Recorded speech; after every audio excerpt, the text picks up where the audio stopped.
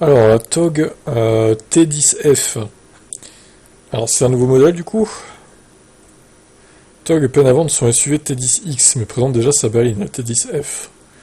On avait déjà parlé sur cette chaîne du coup de TOG, marque turque. Donc Erdogan avait fait un discours de 2 heures, un projet ambitieux avec une vision sur 15 ans pour générer 50 milliards de dollars de chiffre d'affaires, 5 000 emplois et 20 000 emplois indirects. 2 ans plus tard, donc le SUV a été présenté, et se serait écoulé officiellement à 19 583 exemplaires. Reste qu'il n'est toujours pas sorti des frontières turques malgré les promesses répétées du constructeur.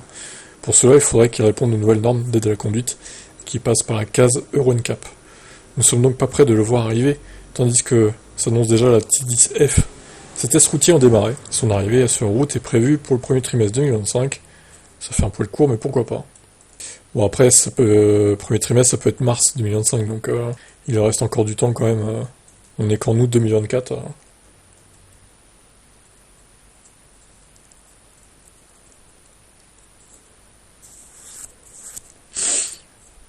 Bon, je continue du coup. Pour mieux comprendre cette ligne très rétro, il faut garder à l'esprit que la voiture est initialement présentée par TOG en 2019. Admettons que ce soit un choix délibéré qui incarne l'ADN de TOG, car après tout, le classicisme a ses adeptes. Le constructeur déclare que ces lignes sont guidées par une modernité soulignée par un design ample de la partie arrière. On devine juste une ouverture de coffre très étroite et un seuil de chargement très haut. Alors pour la modernité, on repassera. Donc il y a 2 types de batteries, alors 3 même. Propulsion grande autonomie et 4 roues motrices. Le modèle à autonomie standard a une batterie de 52 kWh, compte 88 pour la longue range. Ça fait quand même 33 kWh de différence. C'est énorme. Non, 36 même. C'est beaucoup, hein. C'est sacrément marqué là, la différence d'autonomie entre les deux. Donc, écoutez, à voir. Bon, elle est pas moche, hein. Ça va en vrai. Alors, elle est pas non plus révolutionnaire, mais elle est pas mal, je trouve, ça va.